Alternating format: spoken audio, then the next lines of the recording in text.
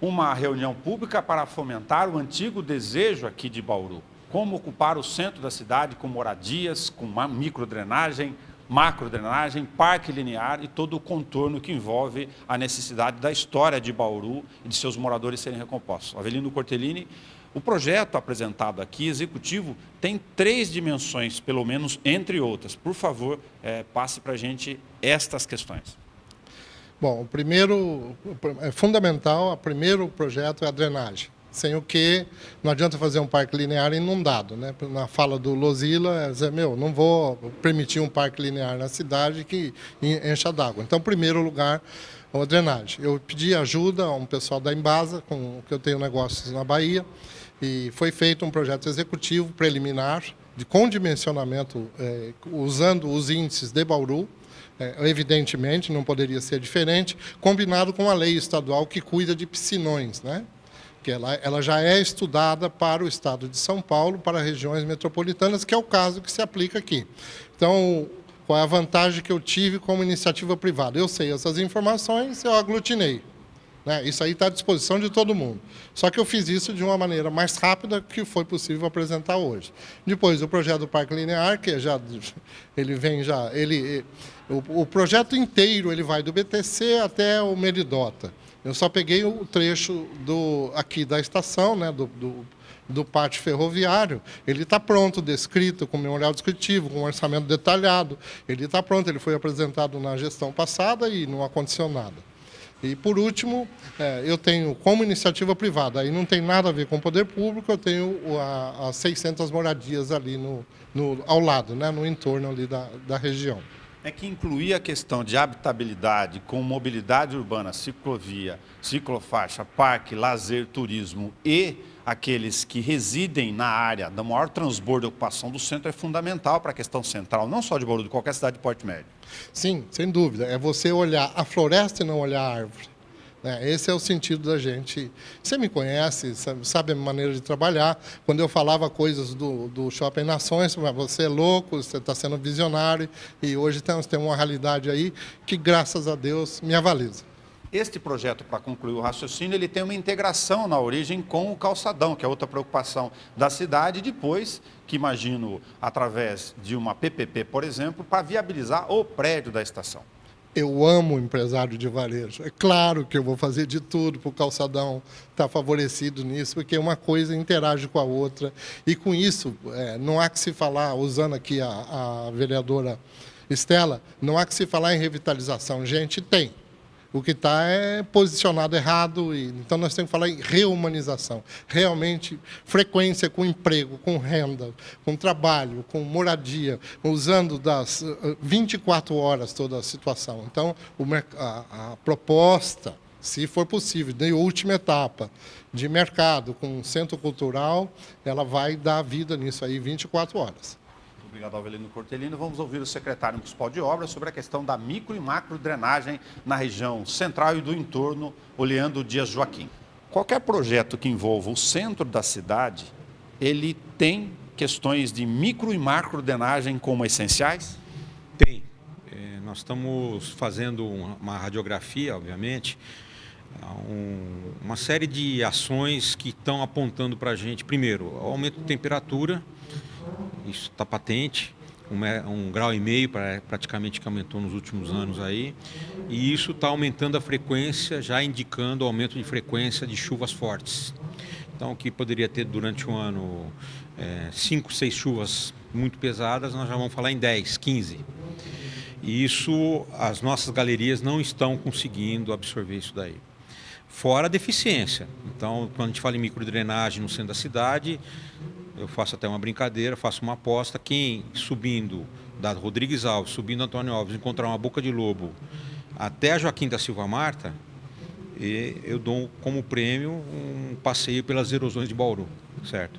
Então, se a gente pensar nas paralelas, então, minimamente, da Duque para baixo não tem galeria de água pluvial. Então, falar Araújo Leite, Gustavo Maciel, está deficiente. Ou se existir, está deficiente. E se chegarmos até o centro da cidade, pior ainda. Gerson França, Azarias Leite, enfim, as ruas que no fim vão chegando na ideia do projeto, que é a captação disso daí. Então nós temos que estudar de forma que haja uma ação complementar. É necessário fazer isso, mesmo que a gente não coloque isso dentro da estação ferroviária, né, do pátio da estação, desviando para outro caminho, nós temos que estar isso bem dimensionado também, porque em alguns casos provavelmente vão ter que usar Nações Unidas novamente. Entendeu?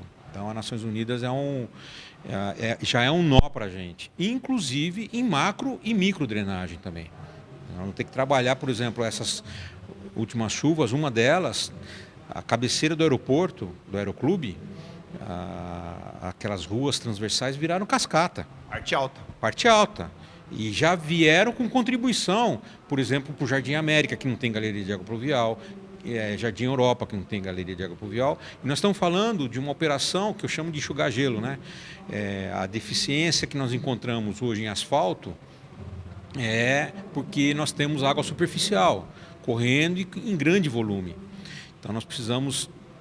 Isso já é um modus vivendi meu. Lá em 98, 99, na época do Nilson Costa, eu falei muito sobre isso, principalmente o cuidado com a Comendador José da Silva Marta, onde a gente poderia fazer uma drenagem melhor. Depois, com Tuga, 2005 a 2008, voltamos com esse discurso, drenagem, drenagem, drenagem. Infelizmente, não houve uma gestão de infraestrutura nos últimos 12 anos e nós estamos pecando por isso agora, né? Nós estamos pagando o pecado disso. Então, hoje, eu falo que é um freio de arrumação. Tem que dar uma parada e verificar onde está deficiente. Porque senão não fazer recap, pavimentação, tapa-buraco em lugares que não vão ter resistência mais. No centro, senão teremos um parque lindo no desenho, mas inundável sem isso. O problema, sabe o que é? Essas duas últimas chuvas, principalmente, em cada uma delas, nós detectamos mais ou menos 40 pontos de depressão em asfalto. Disso, metade é água e esgoto e a outra metade galeria de água pluvial. Então nós detectamos de forma muito clara um colapso nas galerias de água pluvial, por idade e por uso, porque nós temos mistura de água pluvial com esgoto. Da mesma forma que nós temos chegando na estação de tratamento de esgoto a água pluvial também. Tanto é que ela tem um gap, né, de 1.100 litros no dia a dia e em época de chuva até 2.500 litros por segundo, que é a presença de água de chuva no esgoto. Certo? Então já está dimensionada para isso, mas nós vamos ter que trabalhar fazendo os interceptores, as intercepções e tudo. Então, de qualquer forma, o que nós, essas depressões que surgiram, ficou muito claro para a gente um colapso nas galerias e em alguns pontos nós vamos ter que fazer ação agora, imediata, esse ano. Um exemplo, 300 metros de galeria na Comendador José da Silva Marta, nos dois sentidos, ou seja, são 600 metros de reobra, uma nova, abrir a valeta, arrancar o tubo que está lá em colapso, porque quando ele entra em colapso, ele esmaga. Então nós temos o risco, inclusive, de perder a avenida, o pavimento da avenida, e tem uma adutora ali na avenida. Tem uma adutora no canteiro central. Eu posso criar um colapso ali também. Lá na parte de baixo, após os trilhos? Quadras 8, 9 e 10. Próximo dos trilhos, um pouco para cima. E, como esse exemplo, nós temos outros pontos. Como aconteceu recentemente, tivemos que fazer a Valdir da Cunha, perto lá na Vila Industrial, perto de uma praça, colapso de 10 metros. Próximo da Boca de Lobo. Bateu uma lanterna, entupimento também não, colapso também em 100 metros. Tivemos que fazer a substituição, mesmo em época de chuva, porque lá estava em risco de abrir uma grande erosão. Certo? Então, nós temos que ter esses cuidados, esses levantamentos que as chuvas nos trouxeram e já fazer, como se diz, a licitação, preparar a documentação, termo de referência, provavelmente usando um outro material, que é o PEAD, né, que a gente está querendo utilizar, que é um plástico corrugado que tem até 1.500 milímetros de diâmetro, 1,50 m, que é o que a gente trabalha também em limite para a gente, 1,50 m em tubulação. Então vamos pesquisar e ver o que pode a gente agilizar, mesmo sendo talvez um pouco mais caro, mas em tempo a gente ganha em termos de solução. A viabilidade desses projetos em várias etapas envolve um esforço conjunto do Poder Legislativo e também do Executivo, além do Estado e da União.